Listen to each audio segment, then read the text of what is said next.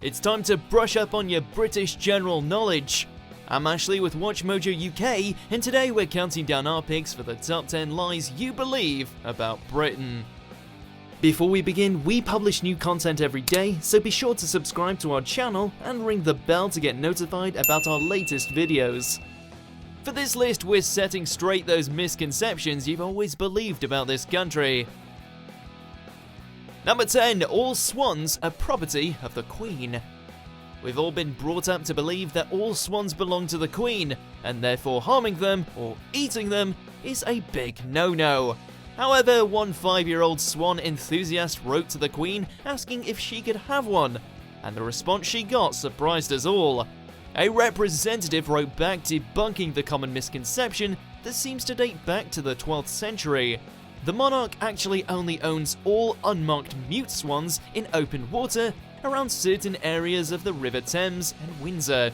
Every year, local children are invited to witness the swan-upping event, which helps keep track of the birds.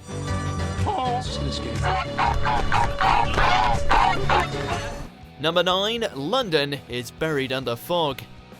Fog everywhere. So begins Charles Dickens' Bleak House, and yet somehow the reputation has stuck even to this day. Due to the Industrial Revolution during the 19th century, Londoners did see an average of 63 foggy days per year, and in 1952, the Great Smog was said to have killed around 12,000 people. Smoke from the capital's chimneys is being trapped at street level, which is aggravating the fog.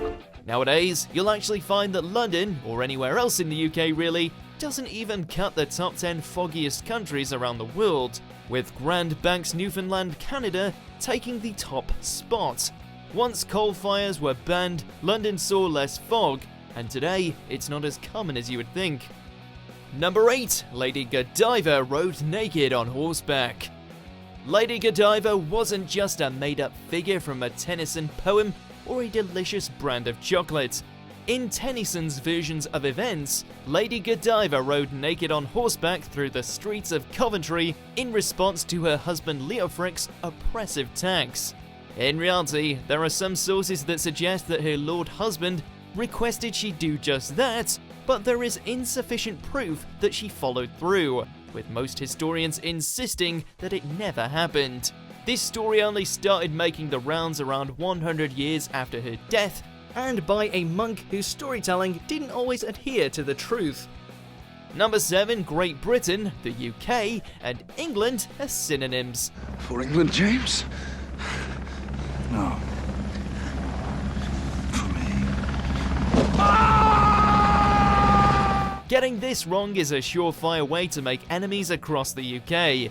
Just try asking a Scot what part of England they're from. Go ahead, we dare ya.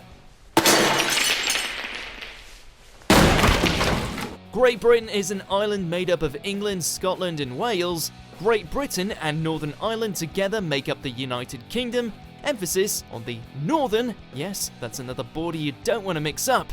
We'd also tell you about the Channel Islands, British Isles, Isle of Man, and so on, but we suggest you get your head around the basics first, and then we can talk. Number 6. You're never far from a rat in London. Another stereotype of England's capital is that you're never more than 6 feet away from a rat at any given time.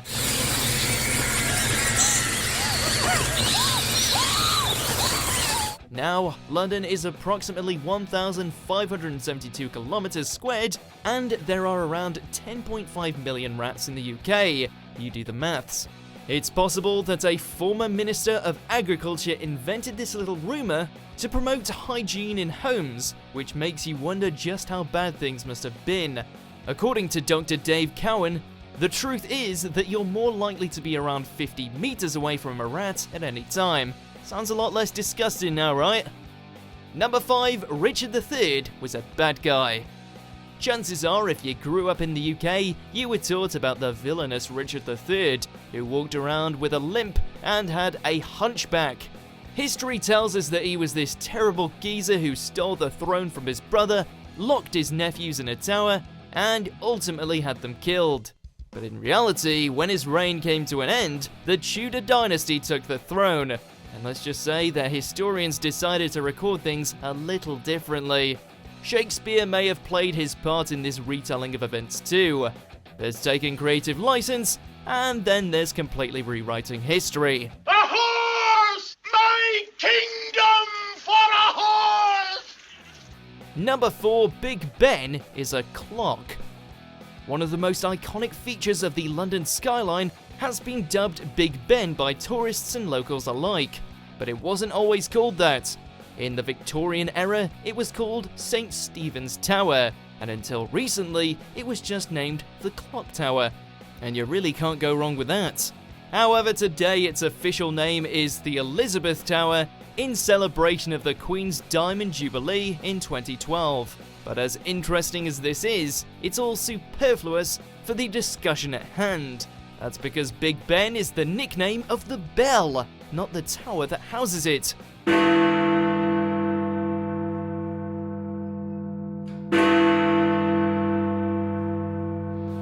Number 3, the Great Fire of London ended the plague. When you learned about the Black Plague at school, it was almost always immediately followed by a lesson about the Great Fire of London, because it was said that this fire, that devastated London, actually brought an end to the plague, right? Well, no, not really. The fire only burned up about a quarter of urban London, with the worst areas affected by plague, Whitechapel, Clerkenwell, and Southwark getting through it with barely a singe.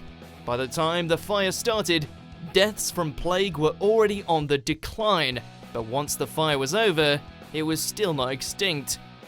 Number 2, the royal family always lives in Buckingham Palace. Crowds swarm Buckingham Palace every year in the hope of seeing the changing of the guards, or better yet, a member of the royal family leaving the palace to run some royal errands. The only problem is, none of the royal family live full-time in Buckingham Palace. It's more like the Queen's office and a nice venue for special events. Said it very heavy. Yes.